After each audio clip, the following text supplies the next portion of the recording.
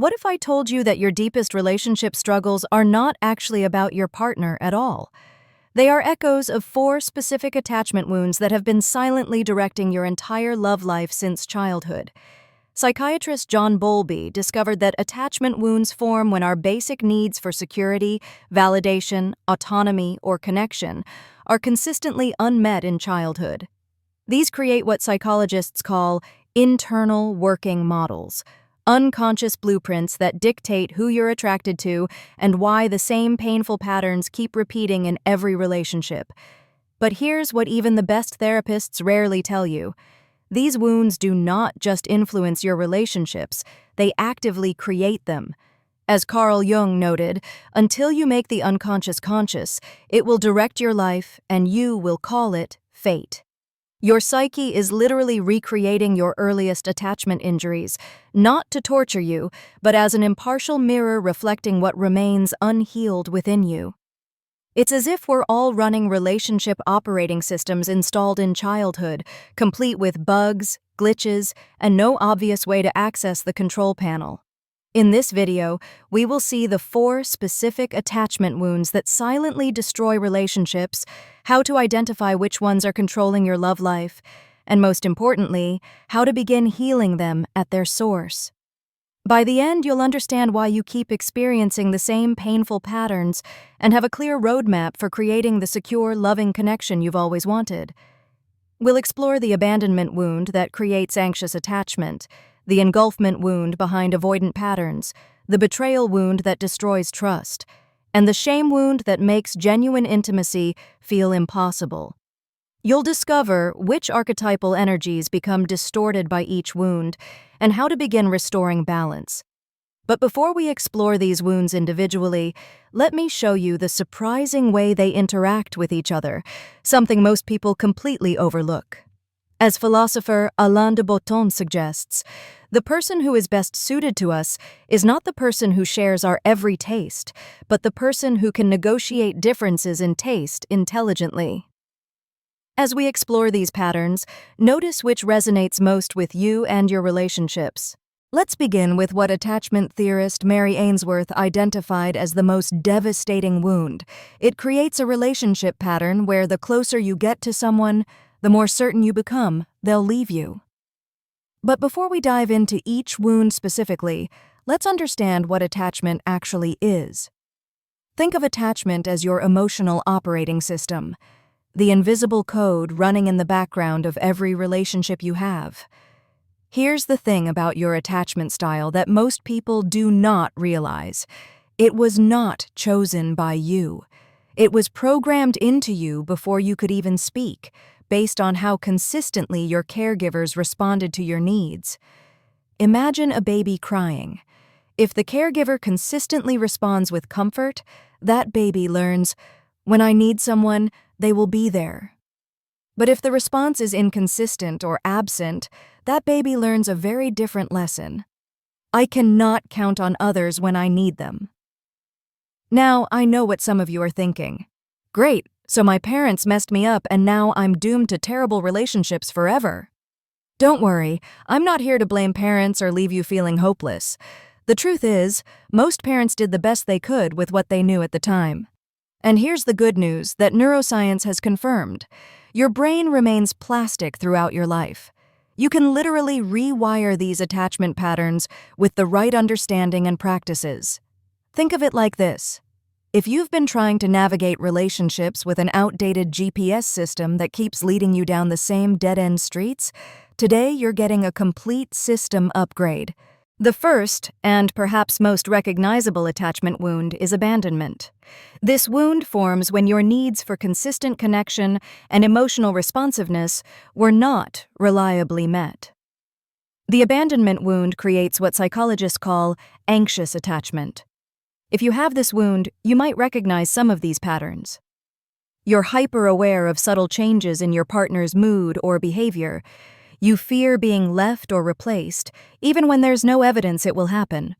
You tend to seek constant reassurance about your partner's feelings. You sometimes test relationships to see if people really care. Separation or distance can trigger intense anxiety or panic. This wound does not require actual abandonment to form. It can develop when caregivers were physically present but emotionally inconsistent, loving one day, withdrawn the next, or using the threat of withdrawing love as discipline. If you have this wound, you've probably perfected what I call text message forensics, analyzing the time between messages, the number of words used, even the punctuation. They used a period instead of an exclamation point. Clearly, they're breaking up with me. Sound familiar? Now here's where Jung's archetypal theory gives us deeper insight. The abandonment wound specifically damages what Jung called the king archetype, your internal sense of stability, boundaries, and self-worth. When this archetype is wounded, you develop what is called emotional hunger. You're constantly seeking external validation to fill an internal void. The problem is, no amount of reassurance ever feels like enough because the wound is not about your current relationship, it is about that original unmet need for security. It's worth noting that what constitutes abandonment varies across cultures. In some collectivist societies where extended family caregiving is common, a child might have multiple secure attachments rather than depending solely on parents. This can sometimes provide a buffer against abandonment wounds, though no cultural pattern guarantees security. Let's meet Emma. Despite appearing confident professionally, in relationships she constantly checked her phone for texts and needed excessive reassurance. She eventually connected this pattern to her father's unpredictable attention during childhood, teaching her that love was conditional and could disappear without warning. Here's the irony of the abandonment wound. The very behaviors you use to try to keep someone close, constant checking in, emotional intensity, need for reassurance, often end up pushing them away, which then confirms your deepest fear that people will leave you. It's a painful, self-fulfilling prophecy. But there is a way out of this cycle, which I'll share after we explore all 4 wounds. For now, just notice if this pattern resonates with you or someone you love. When you feel that spike of anxiety about someone potentially leaving you, can you pause and notice what's happening in your body? How might your current reaction be connected to earlier experiences of inconsistent care or emotional absence? Consider asking yourself, what would it feel like to trust that I can handle temporary separation without catastrophizing it as permanent abandonment? The second attachment wound is almost the opposite of abandonment. It's the engulfment wound. This forms when your early needs for autonomy, exploration, and personal boundaries were not respected. The engulfment wound creates what psychologists call avoidant attachment. If you have this wound, you might recognize these patterns. You value your independence above almost everything else. You feel uncomfortable with too much closeness or emotional intensity. You need significant alone time to recharge after social interaction. You tend to intellectualize feelings rather than experiencing them directly. You're often described as mysterious, self-sufficient, or hard to read.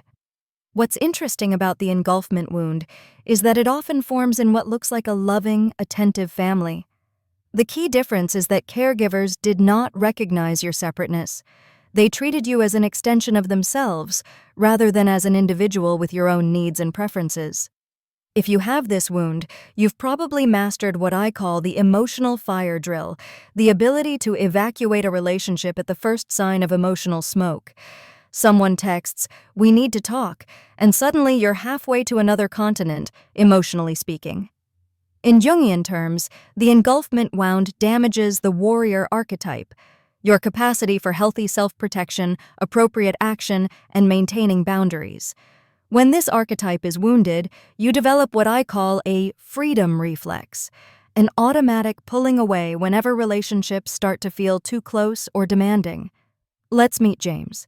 He repeatedly lost interest in relationships right when they started getting serious. He eventually connected this pattern to his mother's emotional intrusiveness, reading his diary, interrogating him about his feelings, and making him responsible for her emotional well-being.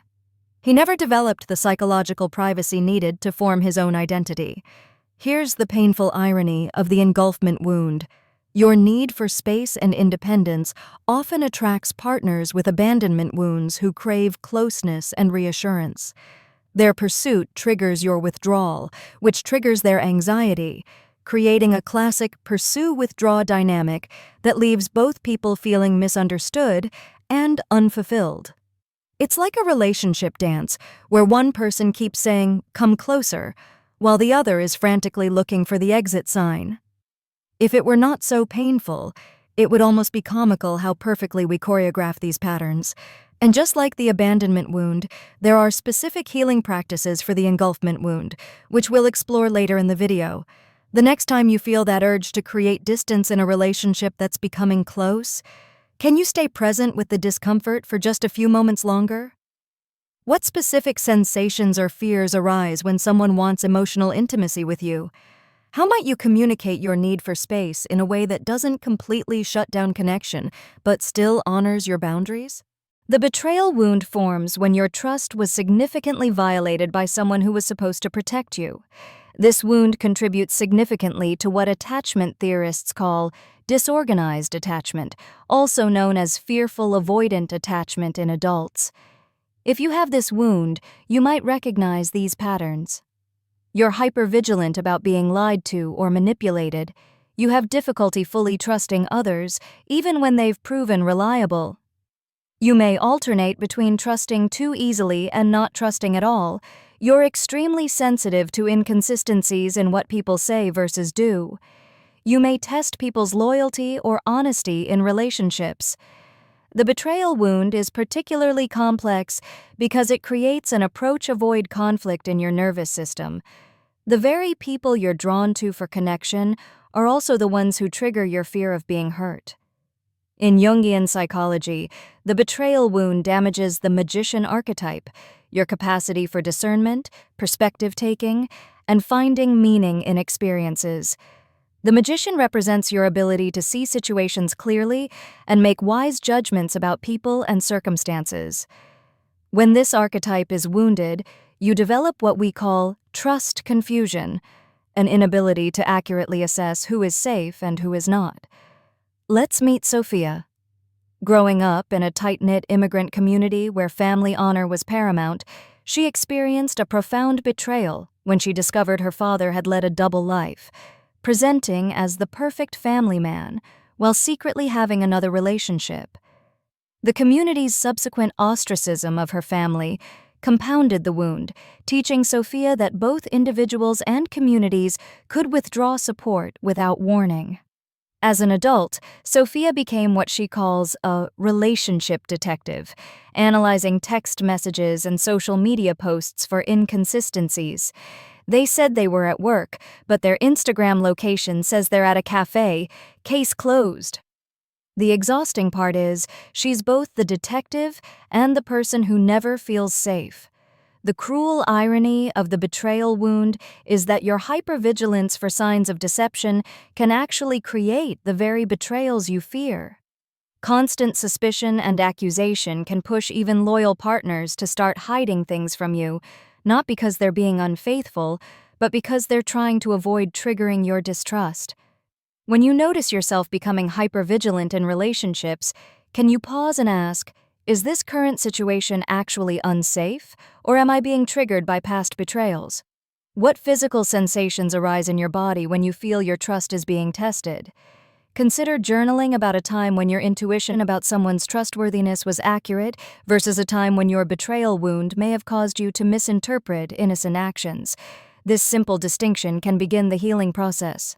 The fourth and perhaps deepest attachment wound is shame. This wound forms when your authentic self was consistently rejected, criticized, or deemed unacceptable.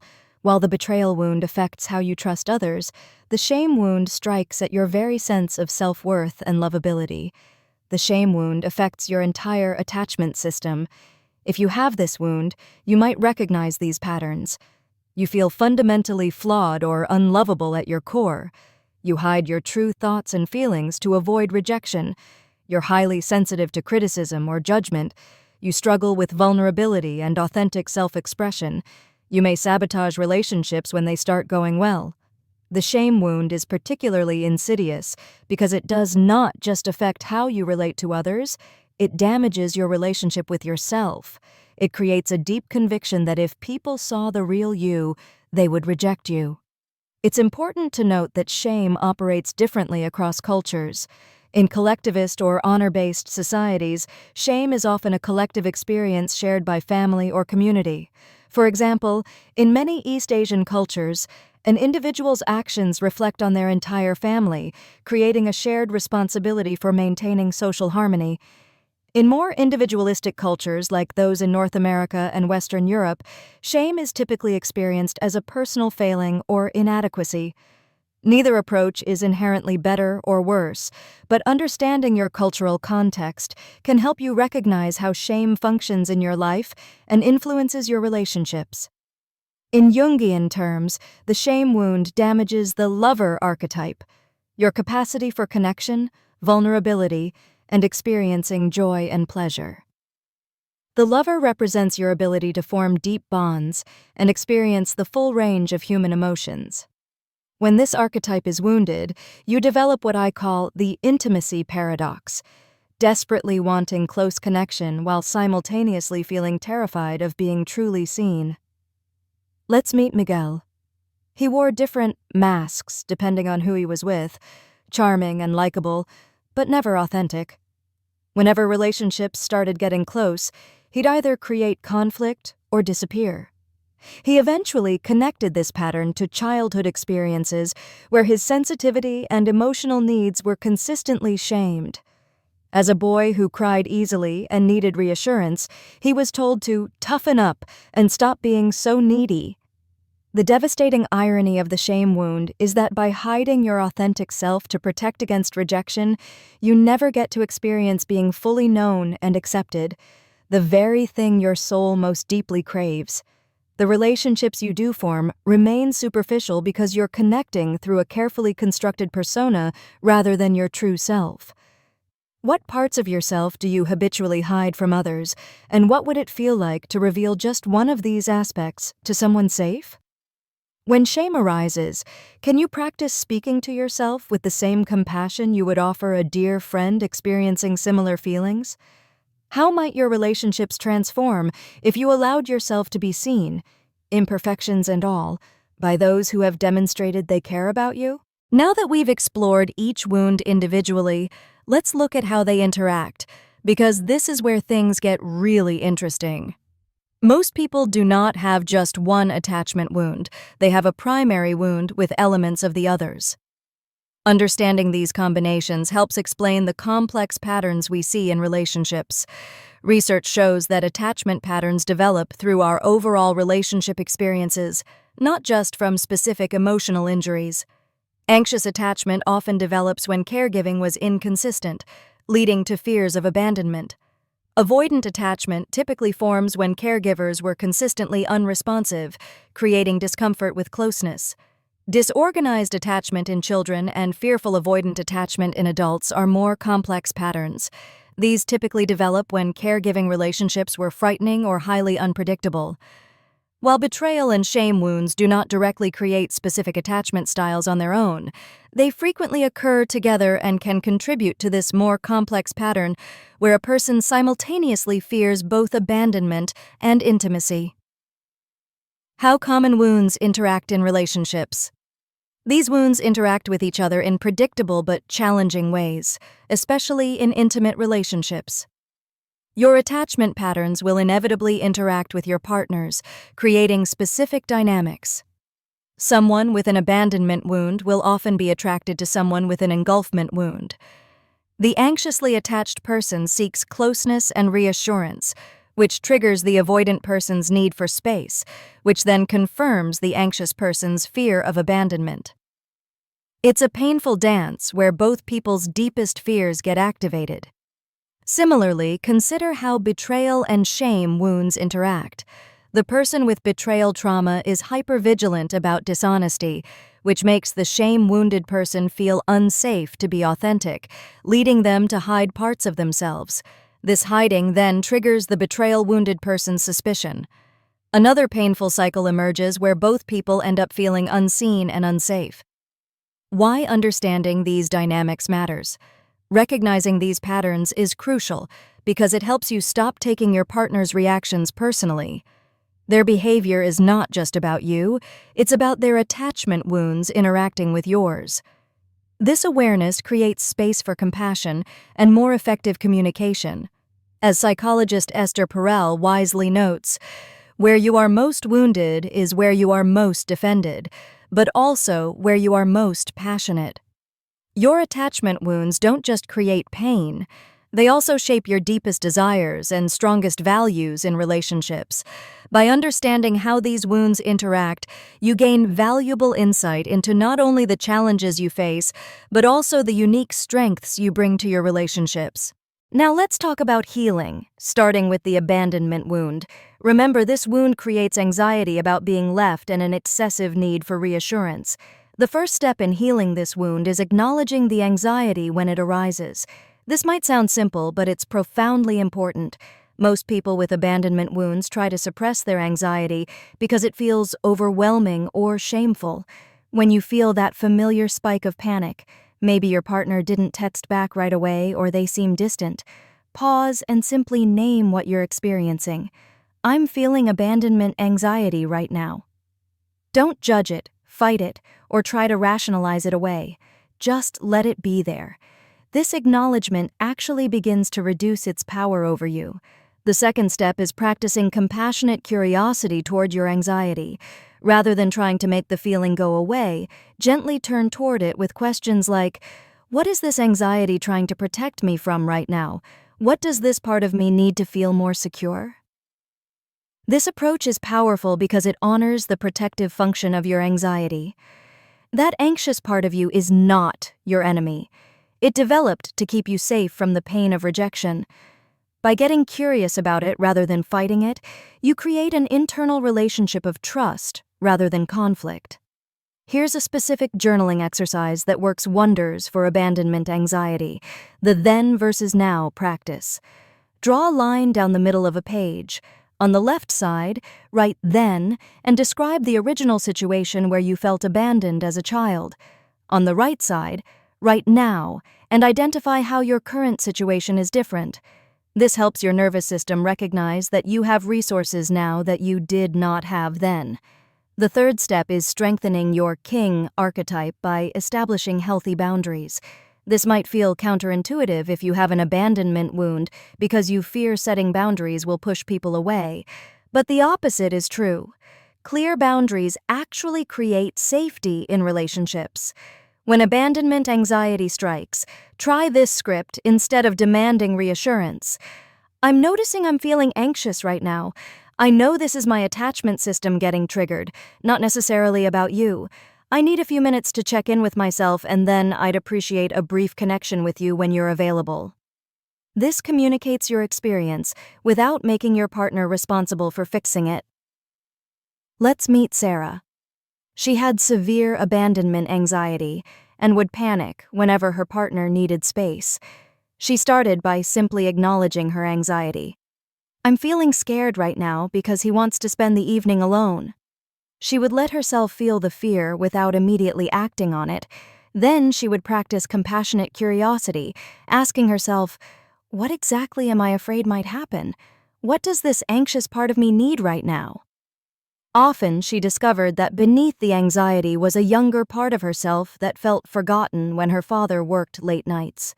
By recognizing this, she could respond to the actual need, perhaps by calling a friend or engaging in a nurturing activity, rather than demanding her partner fill an unfillable void. The fourth healing practice is intentional separation. If you have an abandonment wound, you likely avoid being alone because it triggers anxiety. But gradually increasing your tolerance for healthy solitude builds your internal security. Sarah started with just 15 minutes of intentional alone time each day. During this time, she would practice being curious about her experience. What sensations arise in my body when I'm alone? What thoughts come up? What might this alone time have to teach me?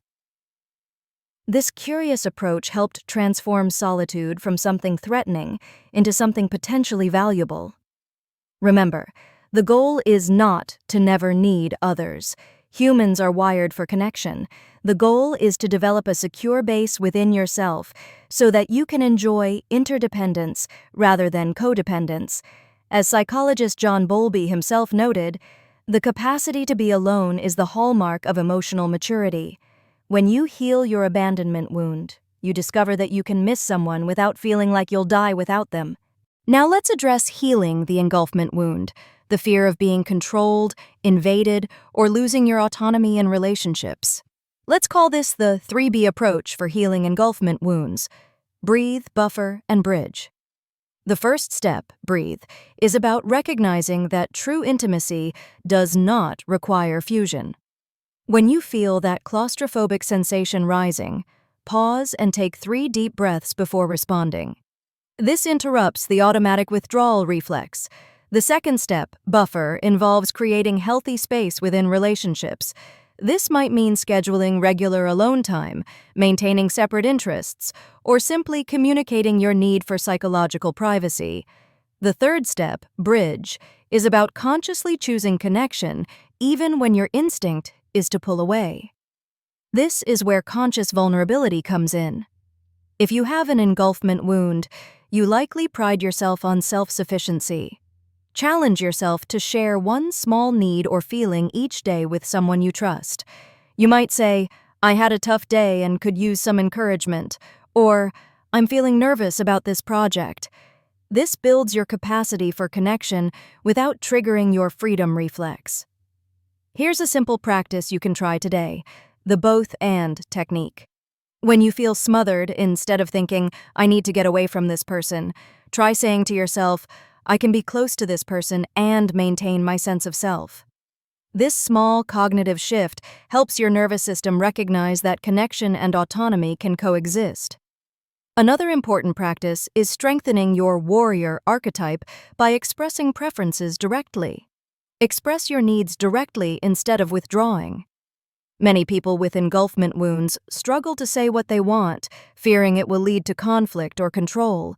Instead of withdrawing when you feel crowded, try saying, "I need some alone time to recharge. Can we connect again tomorrow?" This maintains connection while honoring your needs. Let's meet David. He would physically tense up whenever his partner expressed needs or emotions. Through reflection, he realized he was responding not to his actual partner, but to his intrusive mother who had used his emotional responses to control him.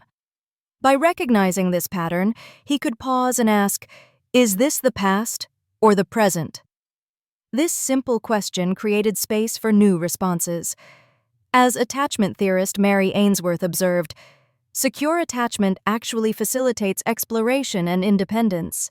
When you heal your engulfment wound, you discover that true intimacy enhances rather than threatens your freedom. Let's move on to healing the betrayal wound, the deep fear of being deceived or harmed by those you trust. For betrayal wounds, I recommend the TRE method: truth, reality testing, and earned trust. The truth component involves honest self-reflection about how past betrayals are coloring your current perceptions. The reality testing aspect helps you distinguish between evidence-based concerns and fear-based projections. The earned trust element focuses on building trust gradually through consistent experiences rather than blind faith. The first specific practice is recalibrating your trust assessment. If you have a betrayal wound, your trust radar is likely miscalibrated, either too sensitive or not sensitive enough. Create a trust inventory by listing people in your life and noting specific evidence of their trustworthiness or untrustworthiness. This helps you base trust on current evidence rather than past wounds. Try this concrete exercise, the evidence collection practice. When you feel suspicious, write down your concern, then list all the actual evidence both supporting and contradicting your suspicion. Rate each piece of evidence on a scale of 1 to 10 for reliability. This helps engage your rational mind when your emotional brain is in overdrive. Second, strengthen your magician archetype by developing perspective-taking skills. When you feel suspicious, practice considering multiple interpretations of the same situation. Ask yourself, what's another way to understand what's happening here? This breaks the pattern of jumping to the worst conclusion.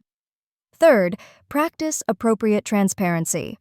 People with betrayal wounds often swing between secretiveness and demanding complete transparency from others.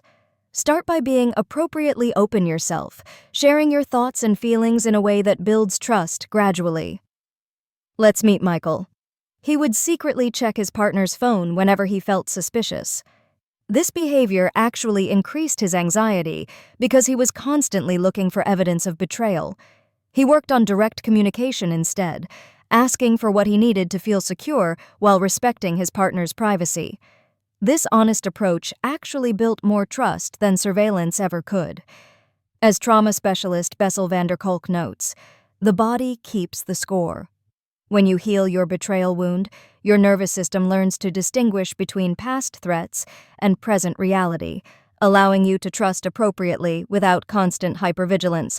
Finally, let's address healing the shame wound, the deep belief that your authentic self is fundamentally unacceptable or unlovable. For shame wounds, remember the ACE approach: awareness, compassion, and expression. Awareness means recognizing shame when it arises rather than being submerged in it. Compassion involves responding to your shame with kindness rather than criticism. Expression is about gradually sharing your authentic self in safe relationships. The first step in healing is separating identity from behavior. Shame says, "I am bad." Guilt says, "I did something bad." This distinction is crucial for healing. Here's a powerful daily practice: the shame to compassion letter. When shame gets triggered, write a letter from your shame voice: "I'm so pathetic for feeling this way." Then write a response from your compassionate voice: "It makes sense you feel this way because..." This creates internal dialogue between these parts of yourself. Second, strengthen your lover archetype by risking authentic self-expression. Start in low-risk situations, perhaps with a trusted friend or therapist, and gradually share more of your true thoughts, feelings, and desires. This builds your capacity for vulnerability. Third, surround yourself with people who mirror your worth. Shame thrives in isolation and secrecy. Deliberately seek relationships with people who see and celebrate your authentic self, not just your achievements or persona. Let's meet Lisa. She had spent decades hiding her quirky sense of humor, creative ideas, and spiritual beliefs because she'd been ridiculed for them as a child. She created small authenticity experiments where she would reveal a little more of herself in safe relationships. To her surprise, these authentic expressions were met not with rejection, but with deeper connection. As shame researcher Brené Brown powerfully states, shame cannot survive being spoken. When you heal your shame wound, you discover that your authentic self, the very parts you've hidden, is actually your greatest gift to the world. Now that we've explored each wound and its healing practices, let's talk about integration. Because healing is not just about addressing each wound in isolation. It's about bringing all parts of yourself into harmony. Here's what's fascinating about attachment wounds. They don't just damage your ability to connect with others, they create fragmentation within yourself. Different parts of your psyche become disconnected, leading to internal conflict and inconsistency. Carl Jung called this integration process individuation, becoming the unique, whole person you were meant to be. It's not about becoming perfect, it's about becoming complete. Here's what integration might look like in practice. Let's say you have both abandonment and shame wounds. When your partner is distant, your abandonment wound gets triggered, fear of being left, which activates your shame wound, belief that you're unlovable. Integration means recognizing both wounds at play, addressing each one appropriately, and responding from your whole self rather than from the wounded parts. The integration process has 3 key components. First, awareness. You cannot heal what you do not acknowledge. Simply recognizing your attachment patterns is a powerful first step. As you've been watching this video, you've likely had several aha moments about your own patterns. That awareness alone begins to loosen the grip of unconscious wounds. Second, Acceptance. This does not mean resigning yourself to limitation. It means acknowledging where you are with compassion rather than judgment. Your attachment wounds were not your choice, and the coping mechanisms you developed were your psyche's best attempt to protect you. Third, action. Awareness and acceptance create the foundation, but transformation requires new choices. Each time you respond differently to an attachment trigger, choosing vulnerability instead of withdrawal, or self-soothing instead of anxious pursuit, you literally rewire your neural pathways. I like to think of integration as developing your inner secure base. When you heal your attachment wounds, you become your own safe haven, able to provide yourself with the security, validation, autonomy, and acceptance that you may not have received consistently in childhood. This inner security then transforms your relationships. Instead of unconsciously seeking others to complete you or heal your wounds, you approach relationships from wholeness, able to give and receive love freely rather than from desperation or fear. As psychiatrist Carl Jung wrote, "The meeting of two personalities is like the contact of two chemical substances. If there is any reaction, both are transformed." When you heal your attachment wounds, you not only transform yourself, but create the possibility for truly transformative relationships. We've covered a lot of ground in this video, and you might be wondering how to put all this information into practice. So let's end with some concrete next steps. Let's quickly recap what we've learned. Your attachment wounds formed in childhood, but continue to direct your adult relationships. The four main wounds are abandonment, fear of being left; engulfment, fear of being controlled; betrayal, fear of being deceived; and shame, fear of being rejected. Each wound has specific healing practices that can rewire your relationship patterns. Integration involves bringing all parts of yourself into harmony. Now, here are your action steps. First, identify your primary attachment wound. While you likely have elements of all four, one probably resonates most strongly. This is your starting point for healing. Second, notice your attachment triggers in daily life. When do you feel the anxiety of abandonment, the claustrophobia of engulfment, the suspicion of betrayal, or the shame of being truly seen? These moments are opportunities for healing, not just sources of pain. Third, implement the specific healing practices we've discussed for your primary wound. Start with just one technique and practice it consistently for 2 weeks before adding another. Small, consistent steps create lasting change. Here's a simple weekly practice schedule to get you started. Monday, journal about a recent trigger and identify which wound was activated. Wednesday, practice the core healing technique for your primary wound. Friday, have a relationship check-in with yourself about what you're learning. Daily, take 5 minutes for mindful awareness of your attachment patterns. Fourth, consider seeking support. While self-awareness is powerful, healing attachment wounds often benefits from professional guidance or supportive community. You don't have to do this work alone. Remember that healing looks different across cultural contexts. In some traditions, healing happens primarily through community and shared ritual rather than individual practices. Honor your cultural background as you determine which approaches feel most authentic to you. As we close, I want to leave you with this thought. Your attachment wounds are not your destiny. They're simply patterns that formed in response to early experiences, and patterns can be changed. The philosopher Heraclitus said, "No man ever steps in the same river twice, for it's not the same river and he's not the same man." Each moment offers a new opportunity to respond differently, to choose connection over protection, authenticity over hiding, presence over past conditioning. Your capacity for secure attachment is not something you either have or don't have. It's a skill you can develop at any age. Neuroscience confirms that your brain remains plastic throughout your life, capable of forming new neural pathways that support healthier relationships. As you move forward from this video, be gentle with yourself. Healing is not linear. You'll have moments of breakthrough and moments of falling back into old patterns.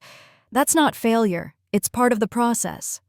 Remember, the goal is not perfect relationships. They don't exist. The goal is conscious relationships where you can recognize your patterns, communicate your needs, and stay connected to yourself even in challenging moments. Thank you for joining me on this exploration of attachment wounds. If this video resonated with you, please share it with someone who might benefit, and let me know in the comments which attachment wound you're working on healing. Until next time, remember that your wounds don't define you. They're simply the places where your greatest healing and your greatest gifts are waiting to emerge.